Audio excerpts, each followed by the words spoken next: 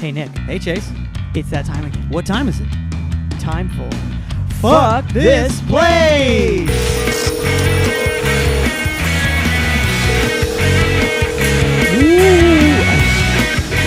What a spooky that was. I've been running a mile since we interviewed Britt Beer. Like, Okay, I've how's that been going? running the mile. It's pretty good. My first mile time was 8:22, and my right. second was 7:38. Okay, so you're really shaving off. Yeah, so I just like learning that I can like push it a little bit again with my leg or whatever. Right. So those have been my 2 mile times though. My goal is to get under 7 minutes. If I can get under 7 minutes, then I will never run a mile again. Yeah, that's how it works. Once you get under 7, that's the way it is forever. I bid you adieu, Mile. I bid you adieu. Yeah, I don't think I've ever wanted to get a specific time in the mile.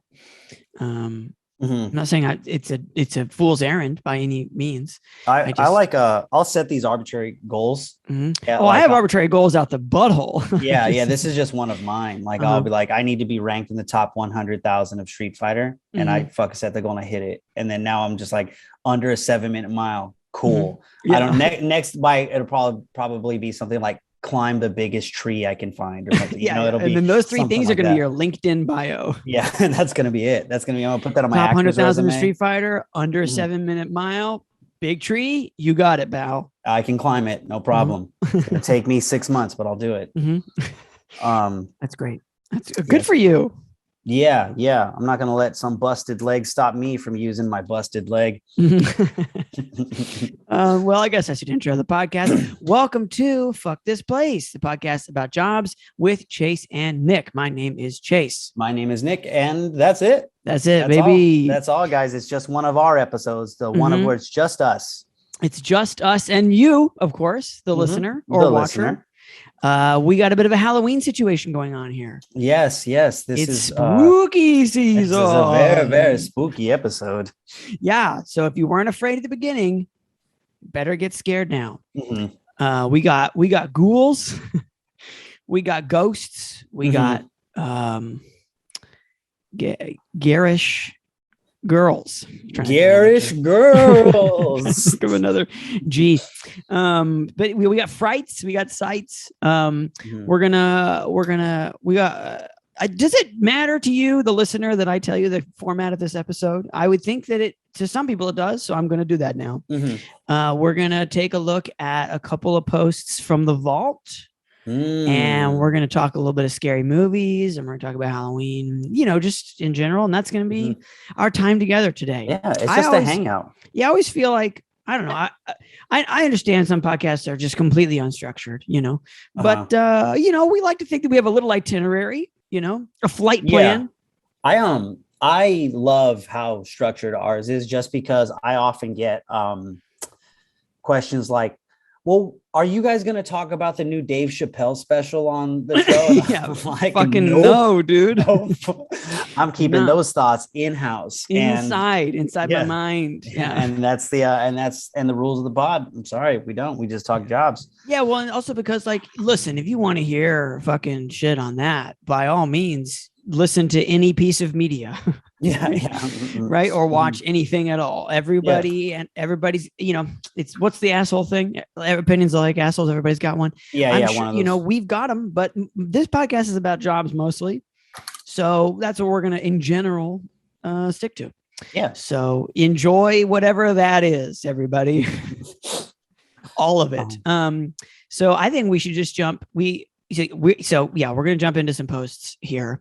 But I should preface the fact with, this is not our typical Craigslist post. We are playing a little bit of Dumb or Murderous. Oh, it could be a killer. It could be just killer. be real stupid. Yeah, could be a psychopath. Could be just sort of like just a guy who hasn't really thought through the words that he says. Yeah. So we have a couple up for grabs here. First one's a little bit of a longer one, and I don't really remember. I think this, honestly, Might have been, we pulled it around the Brit Beer. It's a Sacramento Craigslist. Okay. But the title of this post is Bedroom for Trade. Need female with green thumb likes MMA.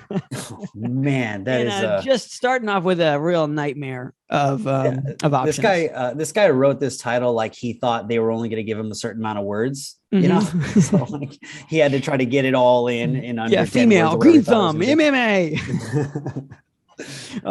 Familiar with South Boston, just oddly specific, but for some reason, somehow more dude. You know, like, yeah.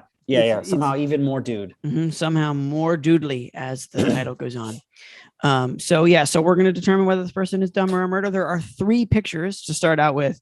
Picture number 1 is it's a very low resolution. I cannot zoom in on this because this is a screenshot. Oh yeah, look at this, Chase. You got the fucking MacBook seals.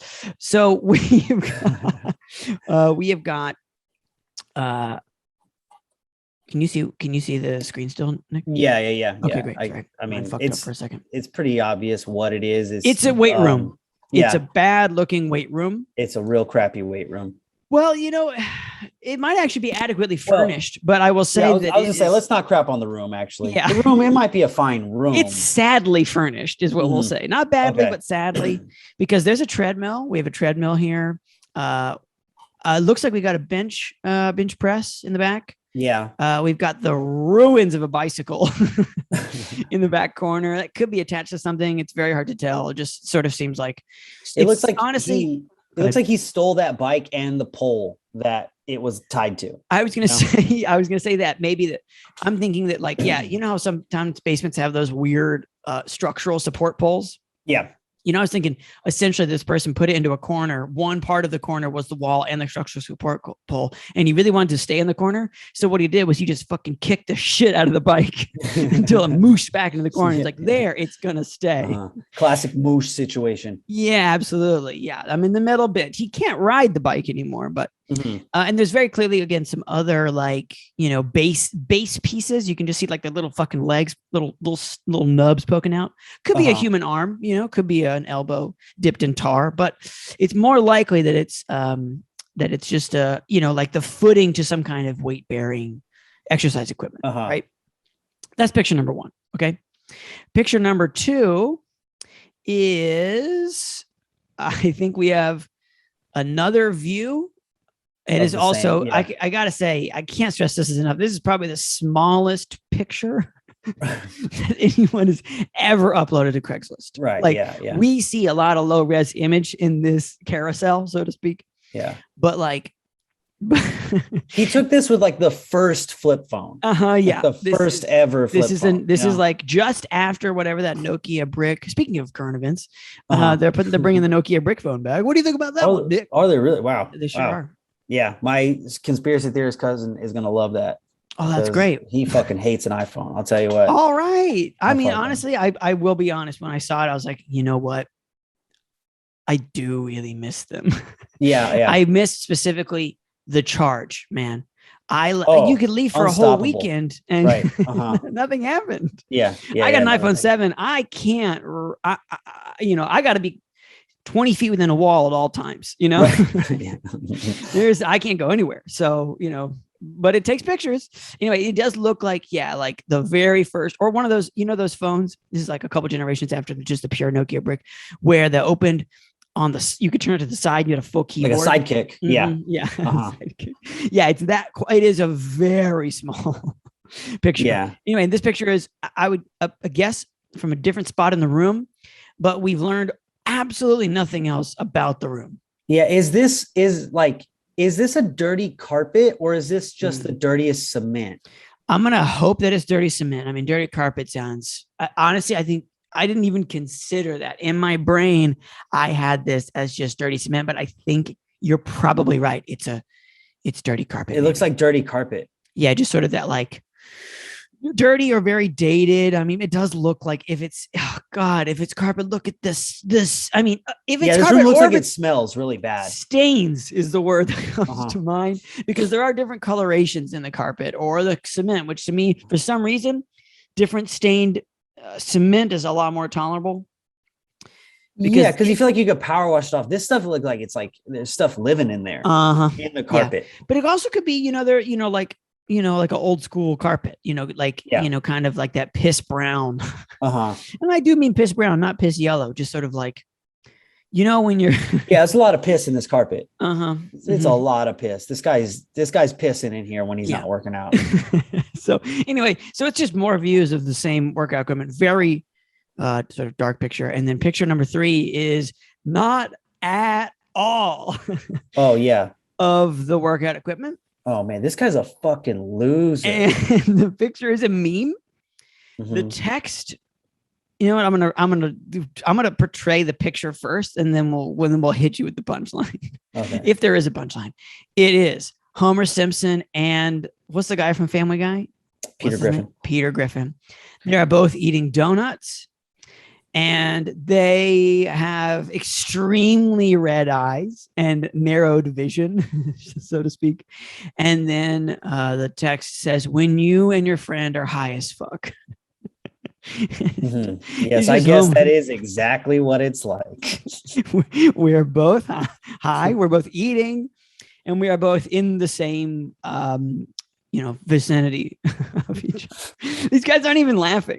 Yeah. They do have a smirk, right? The sort of a knowing smirk of like, hey, people don't know that we are on the drugs.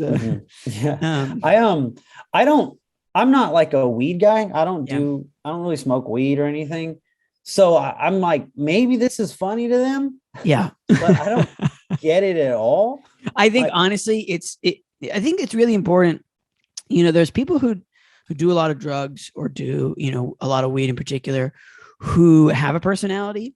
And then there's the people who do a lot of drugs and a lot of weed in particular, and that is their personality. Yeah. And I think that kind of person thinks this is hilarious. Like just great. Like just, hey, that meme. I've not seen Once Upon a Time in Hollywood, but that meme where Leonardo DiCaprio is like pointing at the TV. Yes.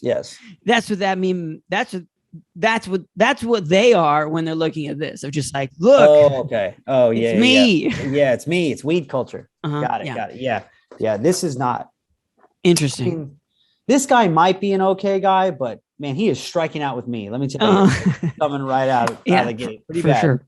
Strike. And I do love a man who takes care of himself, right? But I'm not so sure that what we've seen so far qualifies. So we are going to go straight into the text, and it begins. Let's remember the title to this was "Bedroom for Trade. Need female with green thumb, likes MMA." Just anyway. So text begins and it says, "Text a pic, please." No. You text a pic. How about a real pic?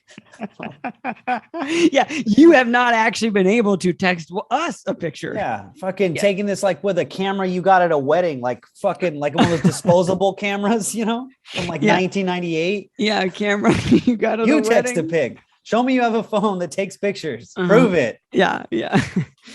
Correct. Listen, pal, I can't. I don't believe that you have access to any cameras, like at all. So, I think that you maybe used like a Nokia or something. You also might have made a pinhole camera, like an old timey, my brother one time in high school made one out of like a Quaker Oats oatmeal thing. And if you just like hold it still long enough, like a picture forms on like this, anyway, it could have been that. Really? Yeah, for real. Oh, it was like the early camera technology. Really? Mm-hmm. Very interesting. How long did you have to hold it? I don't remember. I just remember like days. Was he out there for days? Oh yeah, gotta be days. Yeah, I mean it's old. It's the olden times. They didn't have anything else going on. They were thinking about hay. They were just sitting there, just thinking about hay. Holding stuff it, thinking, to do with hay. Stuff they've done with hay. How much hay do I need? Mm-hmm. So anyway, so then the person continues. This hateful man says, "SMUD Wi-Fi are included." SMUD. I don't know what that is. I think it's like the garbage or whatever. Sewage. Yeah. Mud, sewage. Sewage. Well, listen, we got sewage and mud included. How much mud do you need? sewage, mud, upper decker insurance. Just, that's what it's for. It's sewage, mud, and in case someone takes a dump at the top of your toilet. Sewage, mud, and upper decker insurance. Oh man, loving I upper think it's, decker. no, I think it's their like sewage or garbage or whatever. Yeah. Up in NorCal. Yeah. Okay. Oh, I see. That's like okay, I get it. It's SMUD. SMUD. That's SMUD and Wi-Fi. It just is SMUD Wi-Fi, but those are both included. Room avail. So maybe this isn't even a job. Room avail. Text a pic, please. This is the second time we've heard this. Mm-hmm. And then another, please send a pic so I know you're real. This guy is desperate for a pic. Let me tell you, this guy really needs got to get a pic. could use a pic. Okay, more text. I could use some help farming or some companionship if you understand the life and training of a wannabe fighter. There is so much so much delusion of self and also so much honesty towards self in that sentence, and also just for the record, lowercase I to start off that sentence, capital F in farming. Yeah. Jesus Christ. Yeah, no, you're absolutely right. This is very disparate. A disparate collection of self-awareness, right? It's just sort of like, hey, listen, farming is hard work. That's real, right? I need a companion. Okay, this is not the place to get that. Extremely delusional. Right. If you understand the life and training of a wannabe, okay, that's a little bit realistic. Fighter, all right. So how far along are we in this? You're going to combine farming and fighting? Yeah, what is the life of a wannabe fighter? Is that just I think it's probably someone a fighter, but you don't get paid, Yeah. Like if this person says, and we're gonna, we just got to keep reading because I think there's maybe a clearer picture of forming it, as if we didn't have one already. Right. This person says, I have a full MMA type gym in my garage, and we have seen 2 pictures now, and I'm going to say that is a gym. I don't know if it's an MMA gym. I didn't see any fighting equipment. I didn't see any mats or like punching bags or anything like that. One punching bag. You know? Yeah. Unless he's counting his dirty ass carpet as like the mat. That's why it's so brown. It's just blood from his knuckles that have dried. Or if he's going to use you as a punching bag. I'm looking for a live-in girlfriend and a farming partner. Whoa. 2 in 1. Uh-huh. Yeah. Hey. I'm sorry. We're just completely restarting. And it says, this guy's like browning out of his own post. He's coming in and out of it. Like he's like half drunk or like, I guess he could be really high and he's coming in again. Starting the post over every third line. And then, we're starting for the third time now. Hey, I'm training to cage fight. I train 5 days a week, 4 to 6 hours a day. I could use some help farming and some companionship. And we are back to farming and companion. And then we are continuing this same post, new post though. SMUD and Wi-Fi is included. You buy your own food. He made that real clear. All caps. This is real clear. For a person who wants almost no boundaries, what a specific boundary to draw. Right. Like, I need you to be my girlfriend. You're gonna buy your own shit. Okay. So if you want whole milk, you're gonna get your own fucking gallon. I've got 2 gallons in the fridge. That's for my gallon of milk a day. Okay. And I'm about to run out. So get your own. He's like, look, I need a friend, a girlfriend, a training partner, someone to help me with farming. But don't you think this is a free ride? You got to buy your own food. Okay. Yeah. Well, and if you need to go on the internet, go for it. I mean, I'll give you the password. But if you need just one fucking gummy bear, you better think again. You better think of fucking again. I got all my shit labeled. Giving you Wi-Fi. What? Where else are you gonna get Wi-Fi, toots? Toots. Yeah, that's for sure a phrase. Okay, and then what I'm guessing is we're starting the post again for the 4th time. Looking for someone who has a green thumb or is interested in learning to fight and train with me. So yeah, we're restarting again. We are. Yep. Wait, Goldfish. man, like he's looking for like a girl who's either really into farming or like down to fist fight. Yeah. Mm-hmm. I mean, yes. I mean, it's very unclear. Actually, I was going to say it's unclear what this guy wants. No, it's super clear. Yeah. He wants a girlfriend fighter to help him farm. We've not really gotten much into is what are we farming exactly? Is this a cattle farm or is this like maybe weed? I would assume weed. Oh, maybe, yeah, maybe weed farm. That terminology. That's it. It's a weed farm. You're goddamn right about that one, Nick. And then we stopped kind of mid stream here because we didn't mean to break this guy's flow. He was really on a roll. because the next sentence, which we're going to have to backtrack to figure out, is are someone who wants to get one. And I'm just going to read looking for someone who has a green thumb. Has to be or. Or, okay, I see it. I'll read it with ors. Looking for someone who has a green thumb or is a big okay. Looking for someone who has a green thumb or is interested in learning to fight and train with me, or someone who wants to get one. Okay, so what he just put in the fight in the middle on accident. Someone looking for someone with a green thumb or someone who wants to get one, like someone who wants to learn, like the green thumb. Oh, I see. They want to and get then a green thumb. He browned out. And the fight came in. He's like, "Oh, you got to mention fighting." Yeah. And then he went back to his first sentence. Yeah, absolutely. Yep, you're darn right. So this is me cleaning up. Man, this is me being. We're mopping up a lot. English teacher here. I'm cleaning up a lot of this shit. This is stand and deliver. We're really pulling it together. So looking for someone who's a green thumb or wants to get one or is interested in learning to fight and train. Like the amount of ors, it's like it doesn't seem like anything's are ors. They seem like all ands here. Right. Yeah.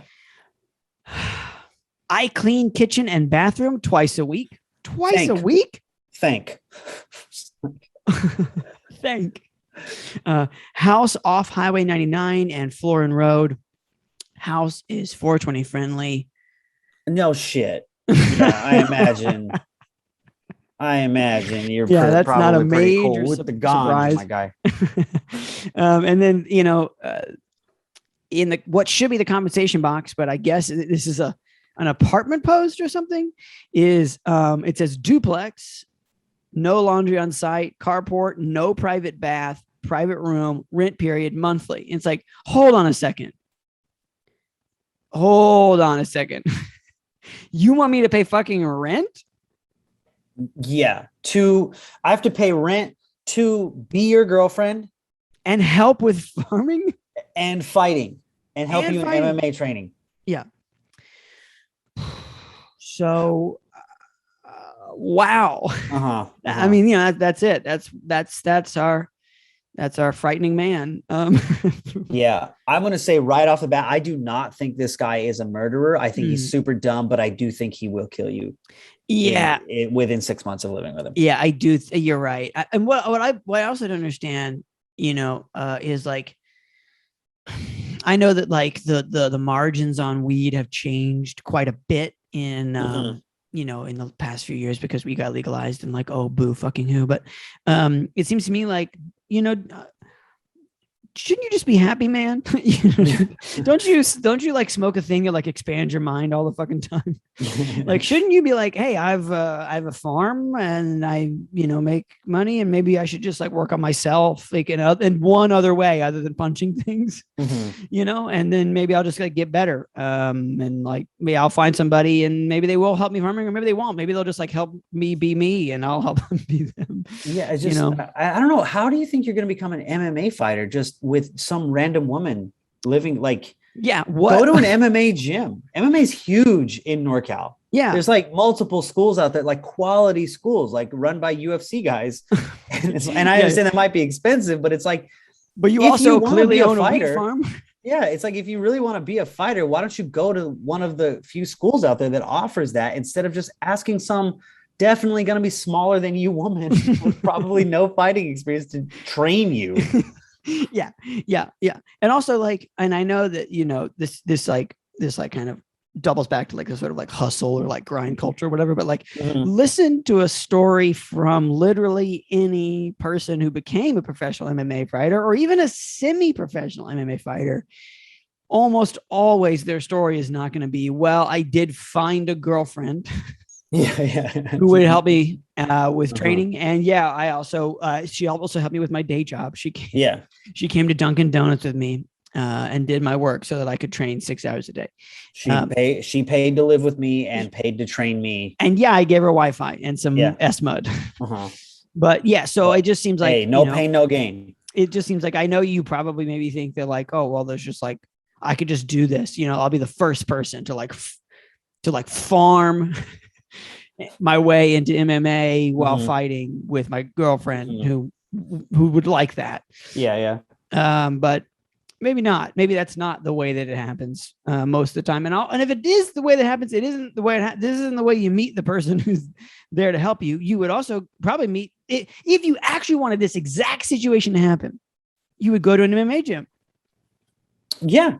Right. Yeah. You would meet women there who also train MMA. Yeah. And they would think to themselves, possibly, in some scenarios, if you're not a psychopath, which, can't say that you aren't right now, but they might even think this person is interesting enough to be not just my training partner, but my life partner, So seems like you have the tools to do this. You're just not doing them. And it's like, and it's like, well, yeah, I understand, you may not have money or whatever, but also you sure have a lot of gym equipment for not having a lot of money. Yeah. I mean, I guess it's all the money you're saving on making her buy all her own food all the time. Right. Yeah. Yeah, for sure. These are my whole wheat Cheerios. It's crazy to think though, that like a woman could pay to live anywhere else. Absolutely. And still buy her own food and not have to train you or even interact with you at all. I don't see what she's gaining at all. This. Yep. This person could use some help farming or some companionship. Yeah. I think, like I said, not a murderer, but will kill you eventually. Yeah. I think, especially when this person realizes the MMA dream is not really too robust. Yeah. I don't know how old this person is, but if I'm judging by the carpet or even by the meme, they're not a teen. They're not even like an 18-year-old. They're it's going to be hard to keep up with those 12-year-old Brazilian boys that are already killers. Fucking killing it. Yeah, like your Peter Griffin meme. Yeah, it's not going to save you from whatever, like Kimura lock that a teenager is going to put you in immediately. Yeah, so we're just going to say, I think it's fair to say dumb. Okay, so our next dumb or murderer is Philadelphia. So this is from our Aston Wallace episode. Yeah, Aston Wallace. And the title is A Great Escape. No pictures, and it's just a little bit of text. So here it goes. Eastern Montco. Eastern what? Oh, it is. They did write out Eastern Montco, which I'm assuming is a neighborhood of Philadelphia, but with a couple extra E's. So, there's too many E's in that. Maybe it's pretty far east, maybe it's more like east, rural. Really east over here. It's rural Pennsylvania. We are in the woods. So it says, seeking a mature, caring, compassionate woman to assist with a Houdini style rope trick / escape challenge. Looking for someone non-judgmental with good people skills who thinks outside the box. Oh, man. Sense of humor, a definite plus. ... Photo appreciated. And then compensation, yes, -- stipend provided. That's the post. So we can't rule out this as a sex thing. No, I don't think we can. It doesn't immediately strike me as me a sex neither thing. Because the way that you say things like people skills and challenge, right? Like it just seems like we're talking a little bit too jobby, just a touch too jobby here. Yeah, I think this person's definitely getting ready for like a local talent show of some kind. Okay, yeah. And like, again, this is a real problem we run into a lot is people that just don't seem to understand that they could probably find the things they're looking for by just being a part of a community. Yeah. Some way. By just being in the world, they'll run into it. And it doesn't mean that you're going to get these things right away, but like, I get there's probably some kind of magic community or just you know, a YMCA basketball league. You can start pulling some of these people from. I think a lot of this stuff could be solved with just like a book club. You know, just a book club, you know, just joining like a book club. People who know people. Too big of books. Yeah. I think that there's, you know, I think that there's a huge power in life to just literally just doing whatever you do best, you know, as best you can around other people that maybe like that thing. And all kinds of stuff happens. Like I remember way back when my wife and I lived in Portland. It was like just after the financial crash, like 2010 at the time. Oh, nice. And yeah, great time. Great time to look for a job in a city full of people who just liked to be there. Like, oh yeah, I got a master's in creative writing, and yes, of course, I'm a barista at this coffee shop, and we didn't even have a master's in creative writing. So we were taking a trapeze class. Oh, dude, that's so tight. It was a good time. That's honestly. Some Chase McNeil shit right there, baby. Man. Some Chase McNeil trapeze artist. And my wife, she really needed a job. She had like nothing at the time. I think she had absolutely nothing. She was like, I have nothing. And we were just like, we're just going to pay for this trapeze class. Like, fuck, you know? And, and the person we met was just like, oh yeah, you can work with me. Like, and that's exactly what happened. Right? And like, you know, that became her one of many part-time jobs in that era. But like, you know, so if you're looking for a mature, compassionate, mature, caring, compassionate woman to assist with a Houdini style rope trick, join a trapeze class is all I'm saying. Yeah. Just get involved go to a magic shop. Like just fucking do something. Hang around. Yeah. Just be around. Yeah. And then it's like, he's going to fucking kill her on accident. That's what I think. Yeah. He's going to kill her on accident. Yeah. He's going to hope she's real cool with it. Or really good at escaping. And it's like, well, actually, this is my first fucking time. Yeah. Another, again, like, don't you need someone who's somewhat experienced in any of this? Right. Yeah. You can't just like teach somebody a Houdini. Yeah. There's no way this guy's not like, say, like a Houdini on YouTube. Style, right. Like you say a Houdini style rope trick, like Houdini was good. Houdini, yeah, he was really good. That's why they call it a Houdini style anything. Yeah, right. Not like a Mark style rope trick, you know, where it's just like, oh yeah, I guess you didn't even tie him, you know. Oh yeah, I learned this in Eastern Philly. So it just seems like there's gonna be some expertise here, which, you know, either I hope you have at the beginning, but also she's gonna have to have. So yeah, I don't think this person is an outright murderer, but definitely creepy. The sense of humor, a definite plus. Like, when is humor not a plus? Yeah, right. You know, like when is it? Name any position. Fucking a nurse during COVID, a Subway sandwich shop employee, a guy who lays down concrete, a CEO of like every single one of those. Sense of humor is a definite plus because you know what? Life fucking sucks. So sure, it's nice to have a laugh every now and then.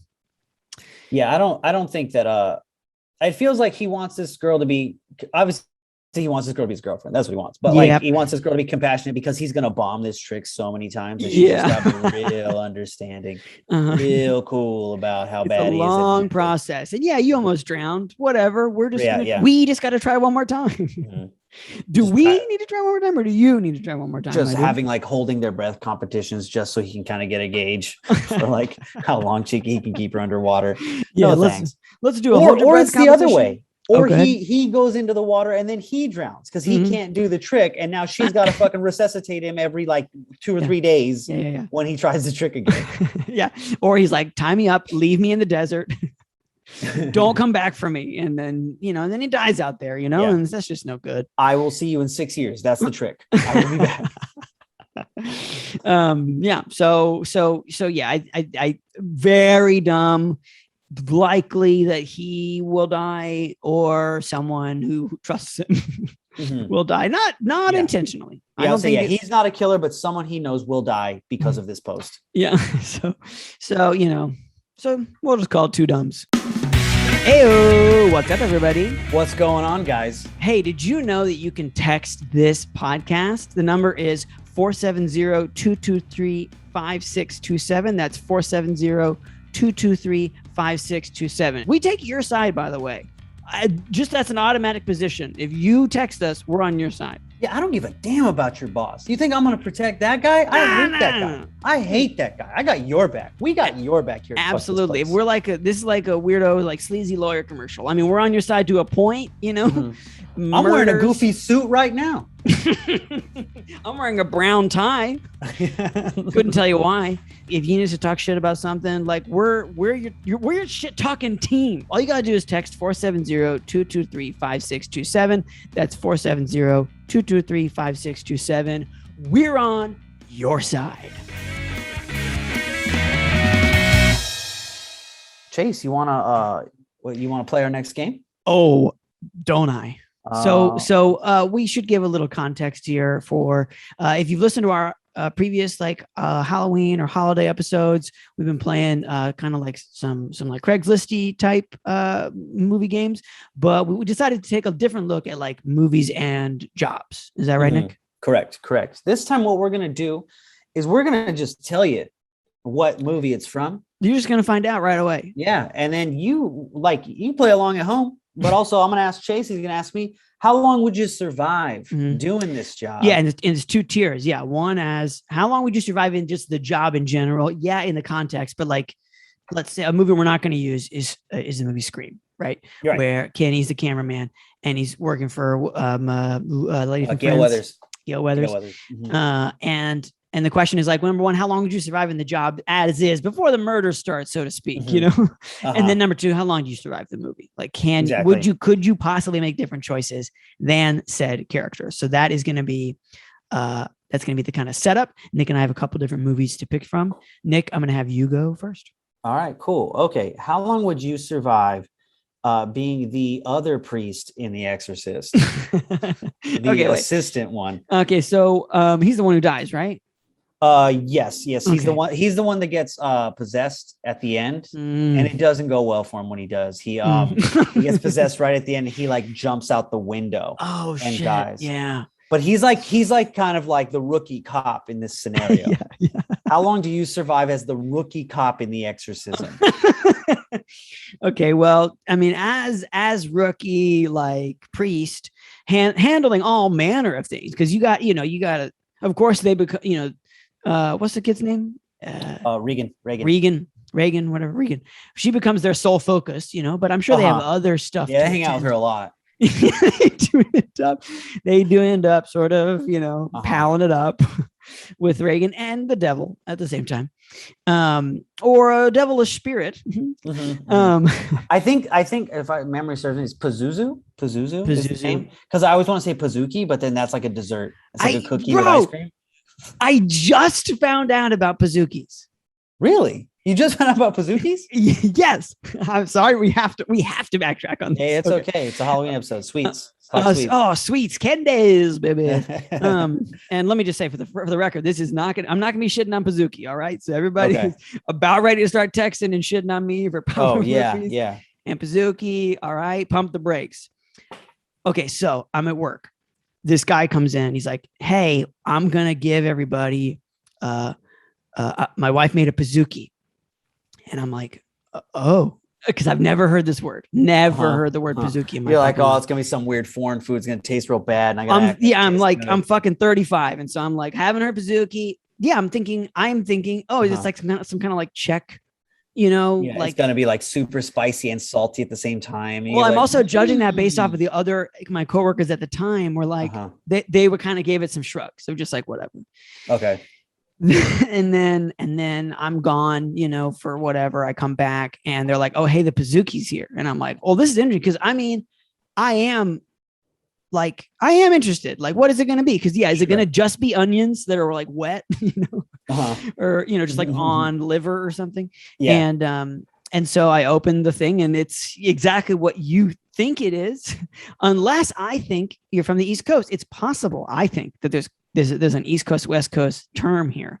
And if you're on the East Coast, I don't think you use the term Pazuki, because I've run this by at least one other East Coast person. They're like, what the fuck? You like immediately run out and call all your East Coast friends on the phone and ask them. Yeah. What's a Pazuki? What's a Pazuki? Fucking tell me now. There's a gun to my head, please.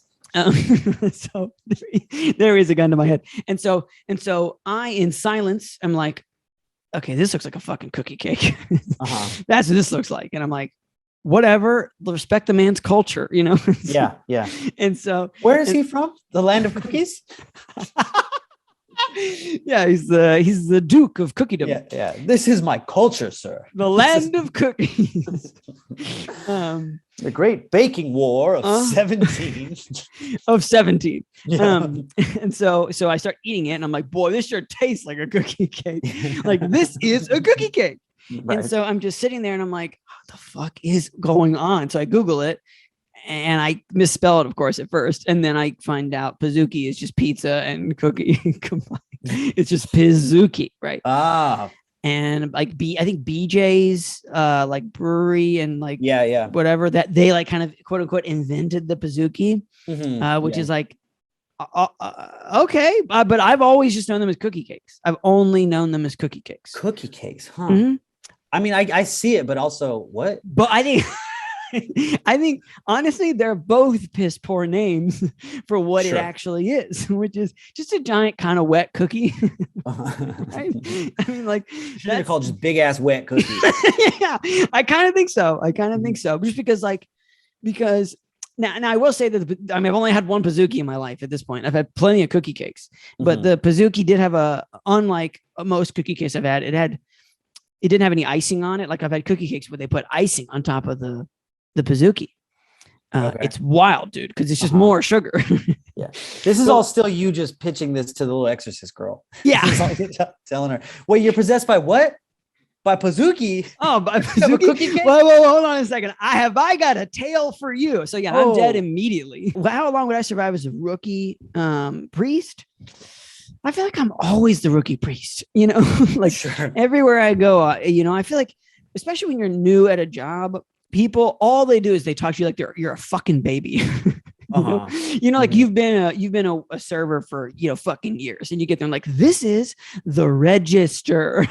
Here's how we stack cups, you know, and it is like every place is different, you know, but it is like, so anyway, so I think I'm perpetually the rookie. My fate is the rookie, is the rookie priest who's like, I think I got this. And then like very dramatically is like, I do not got this. So I would say both, you know, for question number one, inside the movie, how long do I last as a rookie? I last perpetually forever, as long as I'm not threatened by the great spirit of Pizookie or whatever. You know, because I never graduate. You know, they're always like, well, maybe next year, and I'm like 49. Yeah. The guy retires, and I'm the main priest, and they're just like, this guy just got here, so don't pay him too much attention. And then so that's my answer for number one. Nick, what's your answer for number one? I think, I mean, I'm not an overly religious person. I feel like I can hang out with most anybody. So I could probably, I feel like I get along pretty well with the other priests for at least a little bit, but I am not great at retaining things I have read. So I'm not going to be good with like a Bible. You're not going to be good as a priest. Yeah. Like they're going to be like, quick, Nick, hit her with Corinthians, whatever. And I'm like, I don't even know where that is in the book. I'm so sorry. And then, so I don't know that even like on its own, I don't think I keep the job that long. Yeah. But with trying to fight the devil at the same time, I'm probably not. I'll probably add it. I don't know that I die, but if I don't die, it's because I quit immediately. And I was like, no, I'm sorry, I can't. I'll go back to the barista. I would definitely die. I would stick with the job for too long. I would do what happens to that priest is what would happen to me. I would think I've got this under control. I can do this, and ignoring every red flag along the way, both internal and external. And then eventually it would be a situation that's just too much, you know, for me. And out the window I go, I guess. Because he gets possessed, right? And his face gets all like, he's like, and his face gets all weird for a second, and then he runs out the window. And I feel like he lands like on some cement stairs. Like I feel like it's like a gnarly death. Yeah, I think you're right. Yeah, they don't let him just. There's nothing about that movie that's easy going, you know. No, I mean that's the harshest movie about just hanging out in your bedroom ever. It's like a hard hangout, man. Yeah, it's a tough time. It's like flies and shit. It's like real. It's real weird. And then just like that little girl just talking shit to you the whole time. Just crazy shit. Uh-huh. Just like, you can't do this. Yeah. And you're like, yes, I can. And then it's very clear that with the exception of one guy, this little girl was right. You couldn't. Yeah. There's it's also weird in that movie, like to think, because it's like nothing happens in that movie except for like the three things that happen. And then so it's like you're just hanging out with that kid for a long Waiting time, for shit to go and wrong. then suddenly her head spins around and she starts pissing on the floor, or walking backwards down the stairs. But it's like fucking stairs, yeah. It's like three things that happen. So I feel like, I'd also be pretty bored. I'm gonna be pretty bored waiting for stuff to happen, and then pretty creeped out. Well, especially as the intern, essentially that's what the assistant. Does this always happen? Is this all the time? Because I might just get another parish, or just not Catholic, just go. Yeah. I'll be Methodist, it's fine. They're a lot more chill about all this, Yeah, how come we never see any of the other religions talking about this kind of stuff? Why is it always just us? Yeah, I was like, how come there's no Buddhist possessions? Yeah. Like, let's just calm it down. Yeah, we got to get this ghost out of this guy. He's too chill. He's just too chill. All he wants to do is eat rice balls. He's okay with everyone. And go and sit under big trees and think this is fine. Starting to rhyme a little too often. No thanks. Yeah. I think it's more of a Confucius thing. Anyways. Well, I feel like there's rhyming in Buddhist texts, I say, Probably. with no other information. Okay. So Hit me. Ready. So the job that I have is actually the main character, but this is technically, we can debate where his job isn't on the timeline, right? But it is the main character from 28 Days Later of Jim, Cillian Murphy. Is it Cillian? And he is, so if those who haven't seen the movie, basically the movie starts, he wakes up in a hospital, a classic zombie movie, wakes up in a hospital. Everything's fucking gone to shit. Before the shit hits the fan, he was a bicycle courier. Oh shit. Okay. Yeah. Okay. In London, I think. London bicycle courier. So the question is, how long do you survive as a London bicycle courier? During the apocalypse? I would say, let's call it half apocalypse, half, you got to start not apocalypse. Dude, that's just my luck with jobs though. Like I've had a lot of jobs where like I get hired and a week later there's a new manager. Like as soon as I get cool with the manager, there's a new manager. And I feel like, so I guess let's give you 30 days. 30 days okay. of regular bicycle courier, just sort of rush legal documents, I'm getting used to the London streets. I'm saying trolley a little more often or whatever. Right. Yeah. Okay. And then you're also saying mind the gap. Mind the gap. And then the new manager in town is the rage virus that sweeps what we think is the world, but we of course find out by the end of the film it was just the English, because they like end up. I haven't seen the other 28 Days Later, but by the end of the first one, they realize that they've just quarantined England basically, and so like they're just leaving everyone in England to basically like die or burn out basically. Yeah, exactly. Yeah. Okay. Yeah. I think I do okay as the courier. Honestly though, I don't think I'd be a great courier. And I think by the time the apocalypse hit, I'd be like, oh, kind of good. Like it's like I was gonna get fired. Probably like I was on my second notice already, and I was late to work, and I was like, fuck, well, I'm gonna get fired. And then I look outside, and it's just like flames engulfing the entire people city. eating each other. Oh, thank God. Thank God, dude. I gotta find some water, but otherwise, I'm pretty sure Ronnie's not gonna be there. My boss Ronnie's definitely not gonna be there today, so we're good. I'm not, and I don't think I'm gonna be getting that last paycheck, but I don't think I do so well in a zombie apocalypse movie. I just straight up, I'm not a guy that's going to lie to you about having gotten bit. No. Yeah. Like, how there's those guys that like get bit and they just try to not tell anybody. Yeah. I'm not going to be that guy. No.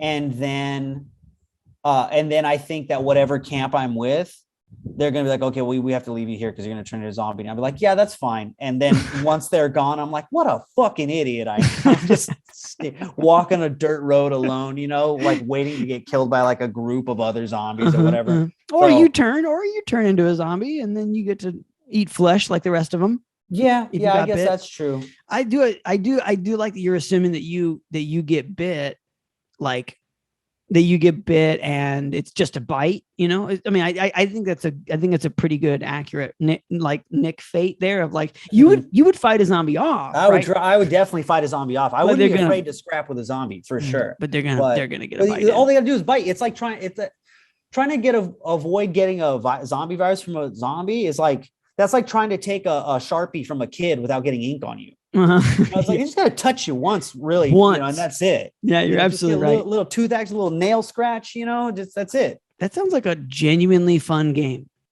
What, trying to get a Sharpie away from a kid? Yeah. Oh, well, no, not away from a kid.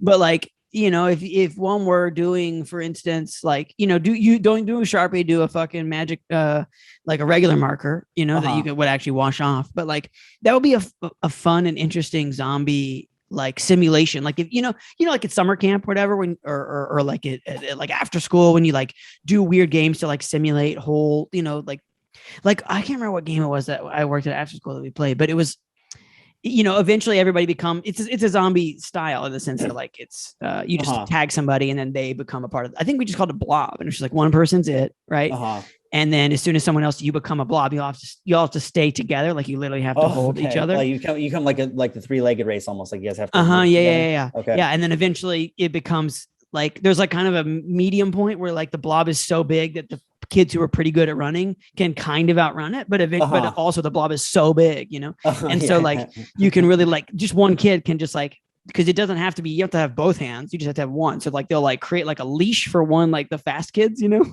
so they'll like whip around and find, it's a fucked up. It's a fun game. Okay. Okay. Anyways, I'm just saying, like something like that seems like kind of a fun, like if you're doing like a spooky Halloween themed fun and games, it might be fun to like make people turn into zombies. Anyway, I think I'd be better than I actually would be. Okay. I think I would try. I would get the courier job, and I would think like, oh yeah, I got this. I like riding my bike and whatever. But I think that being a courier specifically is like hard. Yeah, I think it'd be a super stressful job. That's why I think first and foremost, that's what I'd be bad at. Mm-hmm. I'd rather start at the apocalypse and just tell people that like I just still wear my name tag. But like, I do think there's one advantage that I do not think zombie movies have as of yet really capitalized on, that I think this job would entail, is that you start the apocalypse with a vehicle. Okay. Yeah. And a vehicle that does not require gasoline. I just I think I stopped watching Walking Dead at like, I don't know, season fucking 4 or something. Because I was just like, all right, I think that things aren't going to get better. Like this isn't evolving. And anyway, and I kind of got mad, and this is just because I'm Chase.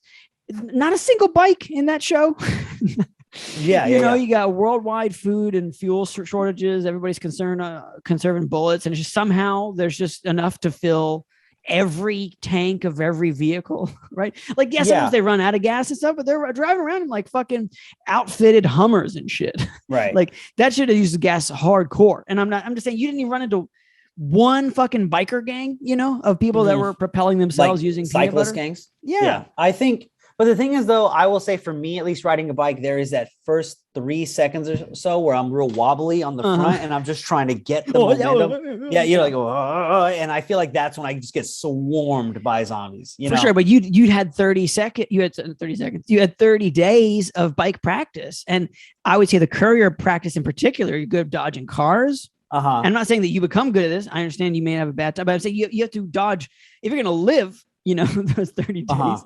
You're gonna have to get good enough at like dodging some cars. You have to get good enough at like hopping up on sidewalks. You have to get good enough at getting on and off your bike really quickly, right? Or at least quicker than you used to, right? Because you become a courier and you have practice. That's what I'm saying. I think there's one little tool there that maybe gives you a little bit of a fighting chance, like because you wake up and it's the apocalypse. And you've got a bike in your apartment. You're like, well, okay, well, at least, I mean, in 28 days later, those motherfuckers are fast. Right. But a bike is fast too. Yeah. Yeah. And they were about the speed, because they could just like, if I remember from the movie, they could just outrun the people over, X amount of time, the people had a good chance for a while, but eventually the zombies could catch up to them. So that says to me that they're really maxing out around 15 miles an hour, right? Okay. Like tops, right? And on a bike, you can roll at 20. More like you can roll at 15 easy, but that's what I'm saying is you're rolling at 15, and then these motherfuckers come up behind you, and you're like, bop, bop, bop, bop, a couple shifts. I'm using those extra 5 for a wheelie. Those extra 5 miles I got on them, like the extra 5 miles an hour. Yeah, dude, I'm stunting on them. I'm doing like bunny hops. Later, ragers. Uh-huh. So that's why I say I also don't think I would live, right? Yeah. But to be also fair, in 28 days later, it is a timeline that you have to live through, not an indefinite period. Right, because what they discover by the end is that like it's a virus, it's not actually zombies, and so the infected run out of food because they can't eat each other for they can only eat each other for so long, they can only eat humans for so long, right? So if you hide out, essentially that's what happened. By the end, they just like found a place in the country to hide out, and like there's like starving zombies like at the very end when there's planes going over and shit. So I'm just saying, it's probably 6 months, right? It's not indefinite. It's not years and years. Right. So I'm just going to say, I wouldn't be great at the job. I'd be able to keep the job. And I just think that there's a chance. You got a chance when you have one, when you start the apocalypse with any one advantage, right? You maybe have a chance, right? Whether that's because you're an ex-cop who's got a bunch of guns, or because you're a redneck who's got like a big Jeep, or you know what I mean? Like it's like always those people that you run into in fucking zombie land or whatever. So that's why I say you got a chance. Right. Okay. Fair. All right. You ready for the next one? Yeah. Just any other fisherman in the I Know What You Did Last Summer movie. I have not seen I Know You Did Last Summer movies. Give me these are like these thinker like the killer is like one of the fishermen. He's a fisherman on like a fishing boat. Oh shit, the killer is a fisherman. Yeah. And so it's like, but just like Freddie Prinze Jr. gets a job just working on those boats. And so, but we're talking like, they're not shrimping, but remember in Forrest Gump, like shrimping boats, like they're going out there trying to catch serious fish. Yeah. So just any other guy that isn't Freddie Prinze Jr. Just any other guy. I guess. Does Freddie Prinze Jr. get killed? No, he does not. He does not. Yeah, no. Couldn't ruin that gorgeous mug. Yeah. Whatever happened to him? He was in like 4 movies in the late 90s, early 2000s. He was in like the last season of Friends, and that was the last time I saw him. He was a 2004. Yeah. So, okay. All right. So I guess we'll make that one quick then. For me, I'm not that like I am good at manual labor. I do not enjoy it. Enjoy it. Yeah. So I don't know that I'm super into that. Also, the killer in that movie is kind of obnoxious. Like, so I feel like I might mouth off and then he'd kill me straight out. Yeah. And they're not fun deaths in that movie. There's some pretty gnarly deaths. They're creative. For a movie nobody gives a shit about. They're just brutal. No one gives a shit about it. I Know What You Did Last Summer. I feel like that's a little bit of a forgotten one. Okay. Like people know it. They just came out with a really bad TV show. I just started watching of it. Right. But but I don't think it's like super remembered. Is what they did last summer is that they killed the guy and left him for dead or something? They hit someone with a car? Yes. And it's just that killer knows that they did that? Yeah, I think it's what it is he just saw them do it. Mean guy on a boat sees them hit somebody and then leave him for dead. Yeah. Got it. Well, I see. Yeah. Okay. I have a clearer picture here now.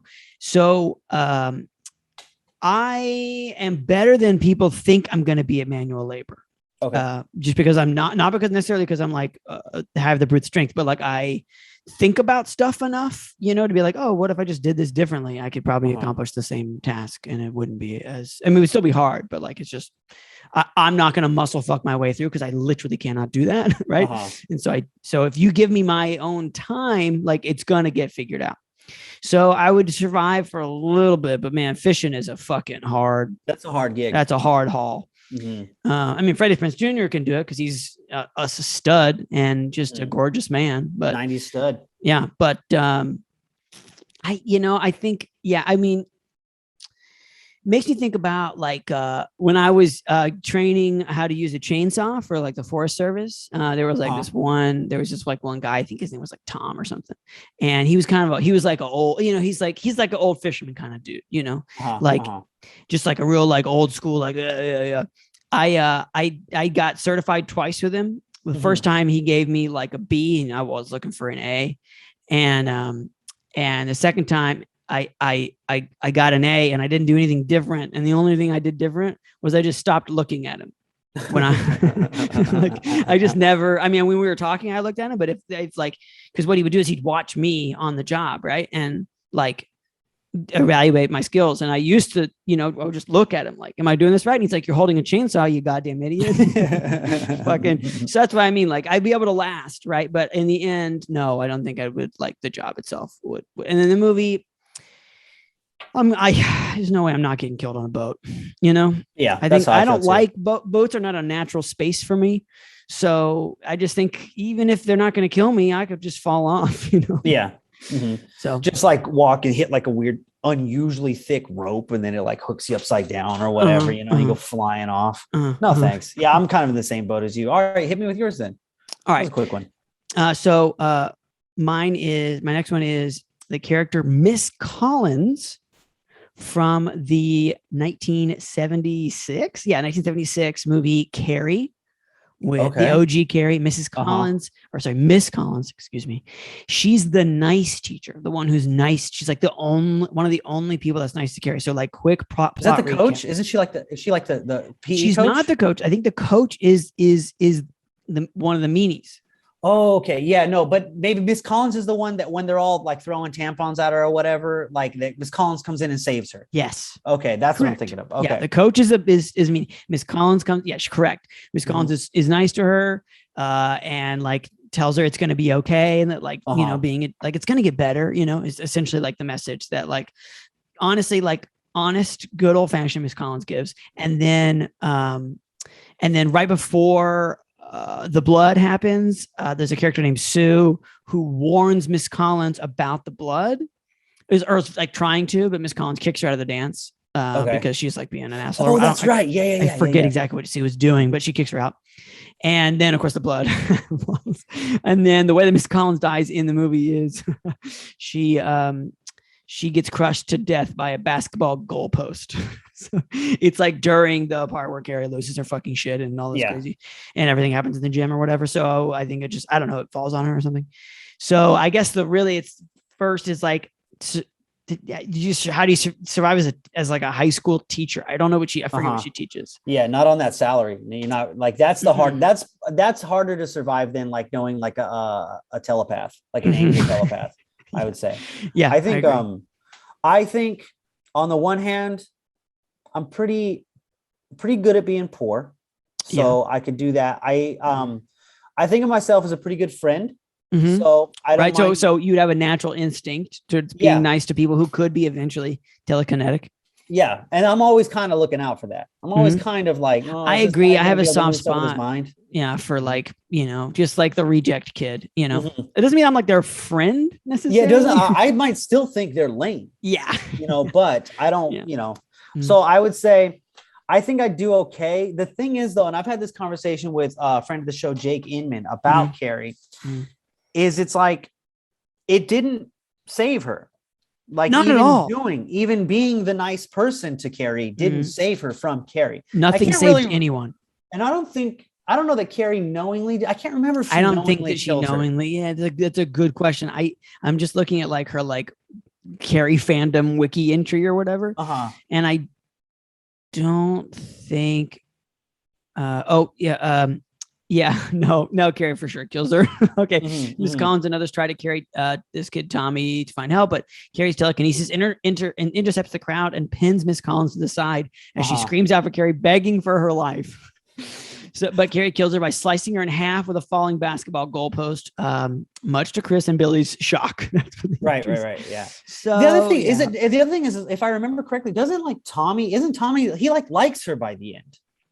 Tommy, right, like he's Carrie, like I don't know if he's like in love with her, but he's nice to her. No, you're right. Yeah, there's an attempted redemption on a couple characters' parts, and none are forgiven by Carrie because she's racing that like super, like fire and brimstone house where it's like Uh-huh. everything's all good or everything's all bad. So I think she kind of like takes that and then like turns it on everybody else. Uh-huh. But yeah, it does blow that being nice does not get her anywhere. Does not help you. Yeah, I guess which in this also is instance- true. That's a life lesson sometimes. It's a pretty, I guess in this instance, it's pretty, I know as far as I get, whether I was mean to Carrie or nice to Carrie, or I was mean at first and then I changed over. Anyone who's around Carrie's fucked. They're all dead. So Yeah. I would say as far as they got is as far as I would get in the Yeah. movie.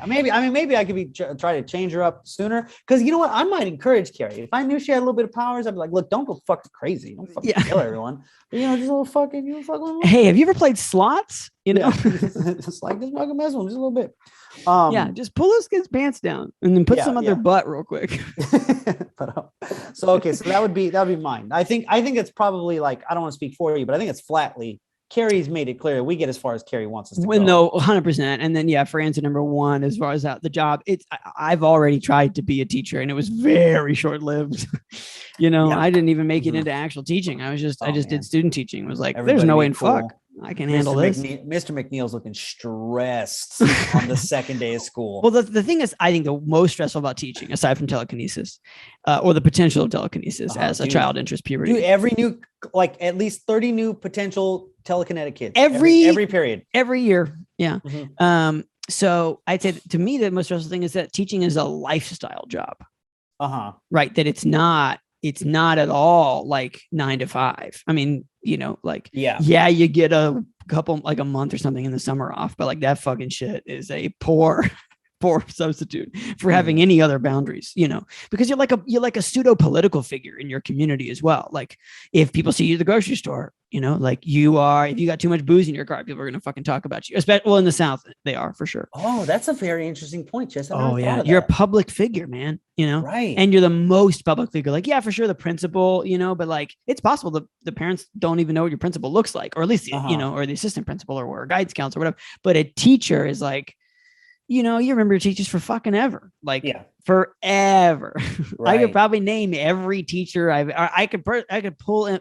I bet you if you show me my schedule without the teachers, I could at the very least picture their faces. Yeah, that's fair. I still reference a lot of my teachers in like my inside jokes with my best friends or whatever. Like, oh, Mr. Graham over here. Oh, absolutely. So yeah, I guess you're the worst thing in a lot of people's lives, even if you're the best thing in their life. Yeah.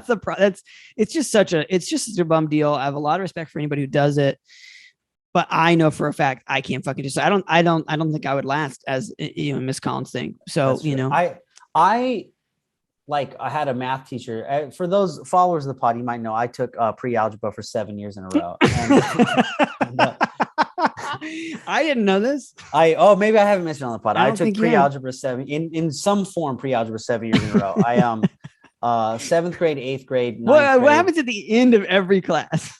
Well, they just go. Are they like, all right, next algebra, and you're like, of course. Well, that happened one time. The first time. Yeah, no, like the third time I took pre-algebra, they're like, are you ready for algebra? And then I did 1/4 of it, and they're like, we actually have a new class that's somewhere between algebra and pre-algebra, and that's where you're gonna be. That's insane. Yeah, and that's where I lived for a long time. But one of my pre-algebra teachers, I think it was my senior year of high school pre-algebra teacher, or junior year rather, his name was Mr. Smith, and he used to always play songs by that band Five for Fighting.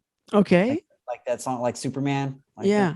Yeah. Well, I'm down to Superman. No, that's Three Doors Down. Sorry. Stand to fly.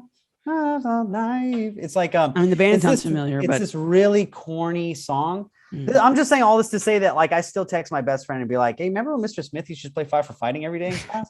So just to your point, like I remember details about teachers. Absolutely. And they never go away. So you're right. They are like little politicians. They're like your first politicians, I guess. Yeah. And it's a tough gig. So, let the telekinesis take me, I'll take the basketball post if I have to. Yeah. Okay. Well, all right. Want to do one more? Do you have one more? I got one more. Okay. You got one more? I think I got a couple more, but I'm going to try to pick one. Okay. How long would you last in pest control and arachnophobia?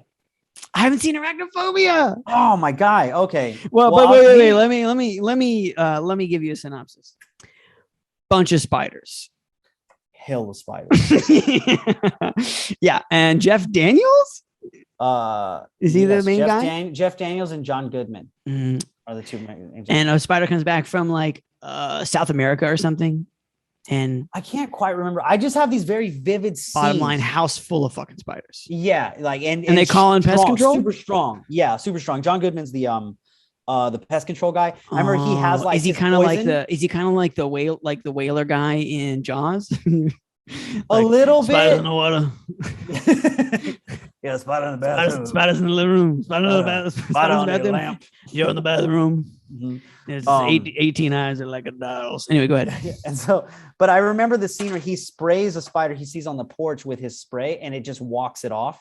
And he's kind of like, he's like, whoa, like this is a really strong spider. So then he goes over and he steps on it, and it makes like the crunch of like someone's shin bone exploding. It's such a loud crunch for this spider to die. Yeah. So then he has to get like strong. Anyways, I remember that scene. I remember a spider underneath the toilet seat crawling up while someone's trying to take a dump. Yeah. And that scared the fuck out of me. Don't take a dump in a movie. Dude, never take a dump in the movies. In a scary movie, but also in the movies. Just don't take a dump in the movies. Come on. But, what's up with this Avengers scene where this guy's taking a dump? Yes.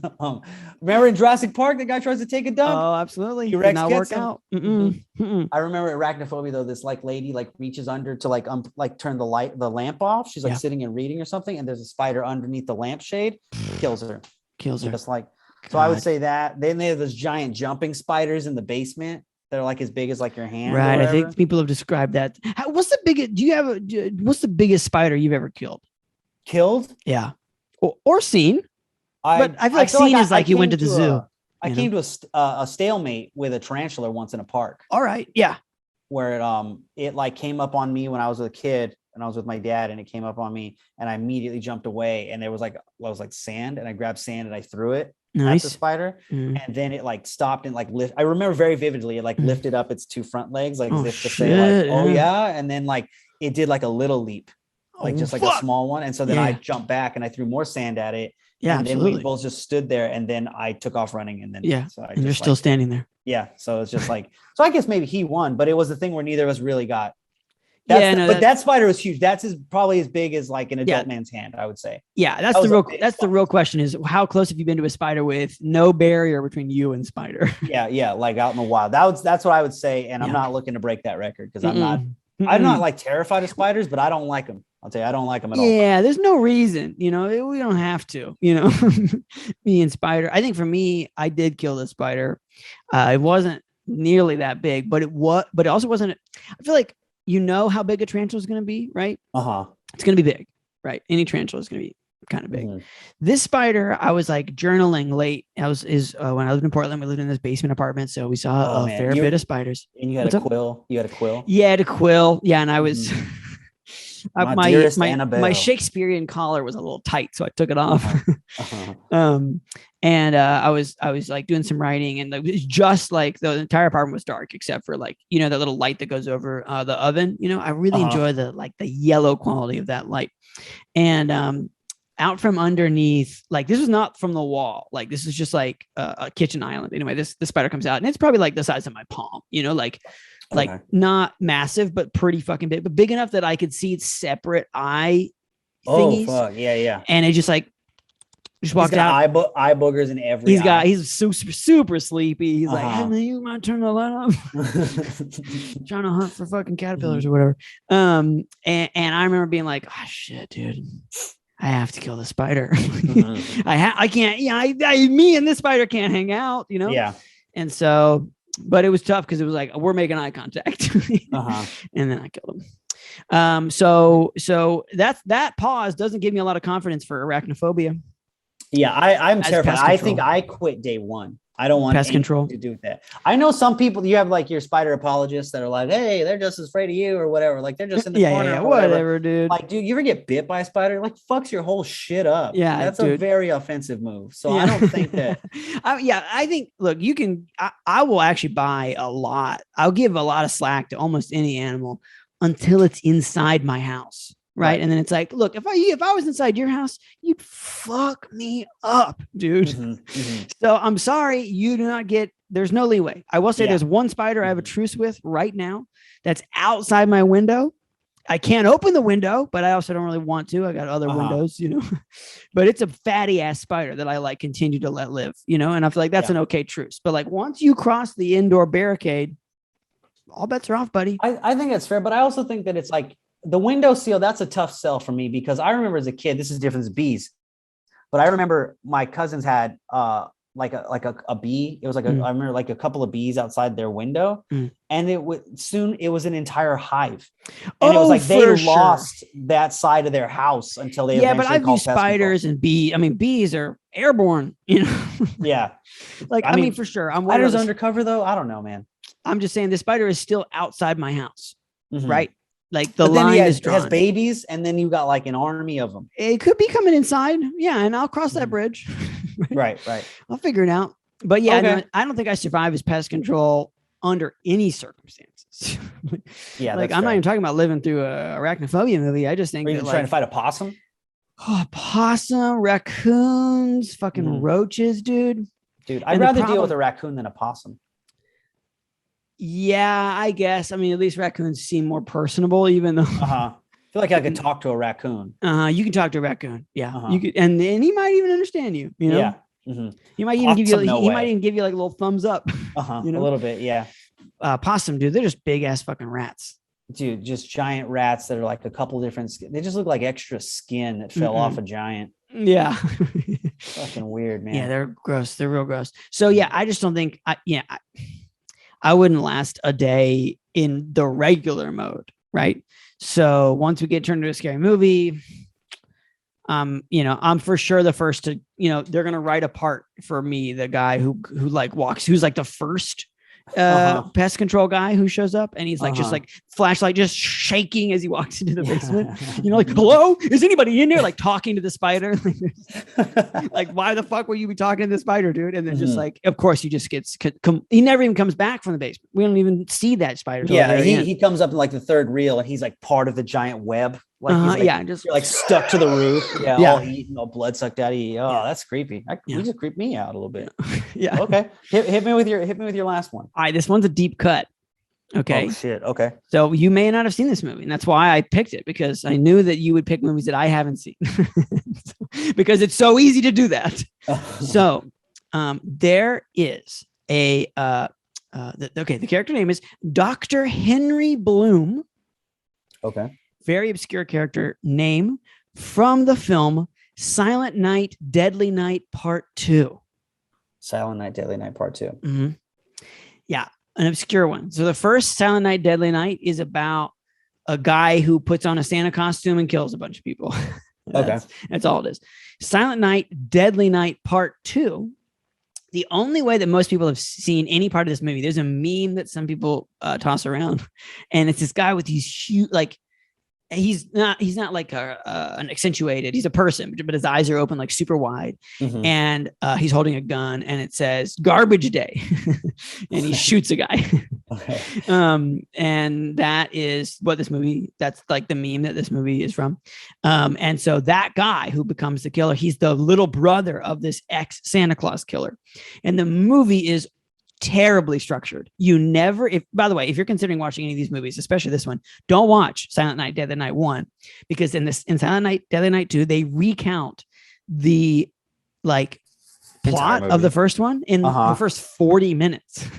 So Dr. Henry Bloom is the psychiatrist who is interviewing Ricky Chapman, who's the guy who ends up being the killer. He's like the younger brother of this Santa Claus killer. And gotcha. And it's like it's so terribly constructed. It's like we're in a flash forward, like a super flash forward of like he's killed a bunch of people, and now the psychiatrist is asking him why he killed a bunch of people. And so then he has to tell about why his brother killed a bunch of people, and then how he got sent to like a foster home, and then he got out and killed a bunch of people. And then at the end of the movie, or I can't remember what end of the movie, but he definitely does kill the psychiatrist and goes on a killing spree. Okay, so what do I got to do now? You got to be a psychiatrist interviewing a killer. Oh, no way. No, I'm too much of a smart ass. No way. I'm fucking day one. I'm dead. I'm out of there quick. I mean, you got too much of a mouth on you. I just don't want to hear it. I don't want to hear it from that guy. I don't want to hear from that psycho. Uh-huh. I got too many friends that I think are trying to fight the good fight that I have to listen to their problems. Uh-huh. And I'm like, no, I'm down for this. But Mhm. yeah, man, no, come on, Nuss. And he's just telling me about the first movie every time we're hanging out. No, man, I'm not. No way. I'm in his mouth off. I'm going to say something stupid right away. He's definitely going to maybe I'm not the first victim. I'm the first name on that list. He just doesn't kill me first because he can't get to me first. Like, he like finds me later on or something. Oh, okay. Yeah, right. Because in that scenario, you mouth off to him and then you clock out and go home. And he's just thinking about, you talking shit. You're like, your brother wore a Santa costume and killed people. Yeah. I'm Why sorry, do you do that? Santa. Yeah. Why? You could have just killed people. Yeah. So I'm gonna say that's a quick answer for me. I'm very quickly I'm dead in that. I don't think I'd be that great of a psychiatrist anyways, and let alone with someone who's that violent. What about you? Yeah, I think I wouldn't survive as a psychiatrist. I mean, just like I just don't. It's a tough road. I mean, like teaching, but I mean, maybe in psychiatry, is psychiatrist where you prescribe meds. There's a counselor. Yeah, it's a psychiatrist, I think. Yeah, and a psychologist is a person who like analyzes shit. Maybe he's a psychologist. It doesn't matter. Bottom line is, counselor helps you pick careers. Oh yeah. Yeah, it helps you pick your major. Yeah, right. Okay, all right, I'm good now. I'm gonna major in trombone. I don't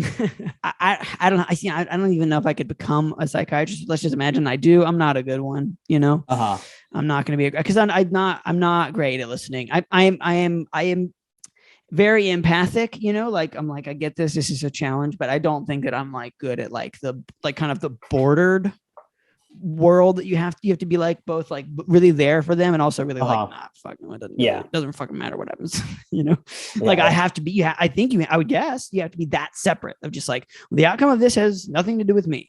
Right. And that just seems like a lot of work. So I'm not sure I would cut it. And then of course, I'm going to get murdered by this guy. He wants to murder the person in front of him. It seems like, if he's crazy enough to put on a Santa costume and kill people, he's going to kill me. Yeah, I agree. Let me do a quick rapid fire round with you, Chase. All right, rapid fire. Okay, technician at the PayPal or at the PayPal. Technician. I forgot what the play place. It doesn't matter. Technician at the shop, the warehouse that makes the Chucky dolls. Part 2, man. Child's Play 2. A lot of death. Now, both those guys die. They always die.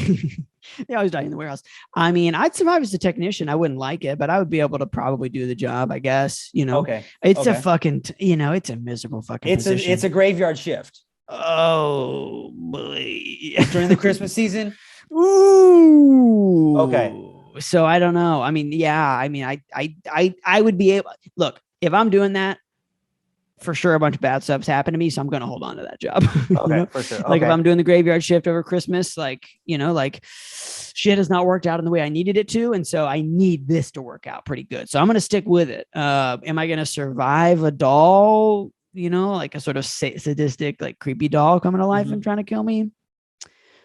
I mean, no, I don't think so. He's just gonna, all you gotta do is it's just the same thing with the kid with a Sharpie, but it's worse. He's got a knife. Yeah, he's got a knife. Yeah. All right. Okay. Moving on. Yeah. One of those boots to the ground style reporters in a Godzilla movie. Somehow I feel like I've got the juice for this, You're a cameraman. You're running and they're just like, oh, you got to get footage of the monster. And so you're running out there. You think they typically don't. Do they die a lot? They get stepped on a lot. Buildings get knocked over onto them. Yeah. You do not have a strong likelihood. It's like being in a war zone now. Right. Well, obviously I'd be all right as a cameraman. I think, I'd be a good job, pre-monster or early monster phase. I would like to think that I would actually be good enough to try and work my way out of there. If you give me enough timeline, I could get off of the ground, all right. Segment producer or something.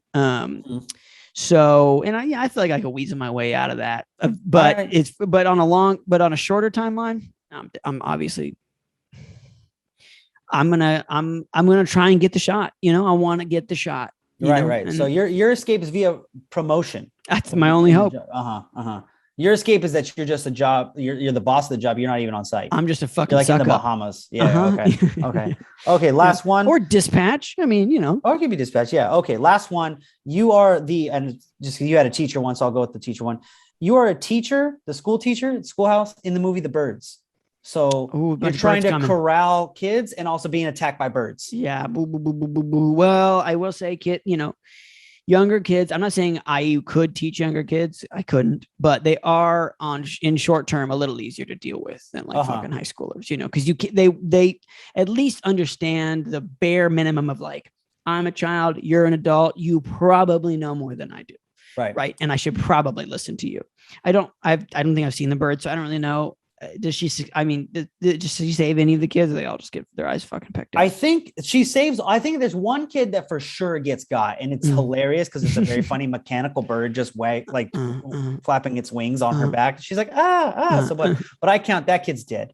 But it's like, and then I think they just peck her to death. She gets pecked to death. Right. I think honestly, I'm a good enough person that I would also get pecked to death. Like I would care about saving the kids. I'd block the doorway or whatever. They're kids. They don't deserve to be pecked to death by birds.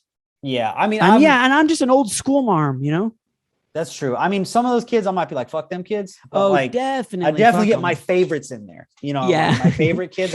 Charlie, Agnes. I'm trying to think of names from like the 1930s. Yeah. Sterling. Sterling, Bartholomew, Gertrude, Helen. We're all piling in. But Ricky, he's staying outside. He's staying outside, Rick. Yeah, Ricky's got that bad boy pompadour. like cigarettes rolled up. You talking about that kid, like a greaser? Yeah, like a greaser from the 1930s. He's rolling up in that little kid motorcycle. So yeah, I mean, I'm gonna die because I'm gonna try and save the kids. All right, good game, Chase. Good game. Ding a ding ding long.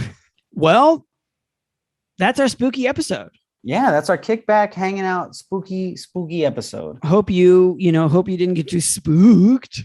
I just like to say spook in a wook noise. It's a fun time. Hope you have a good Halloween. Eat some candy or don't. I don't know. Whatever you do. Do what you got to do. And fuck this place. Fuck this place, dude.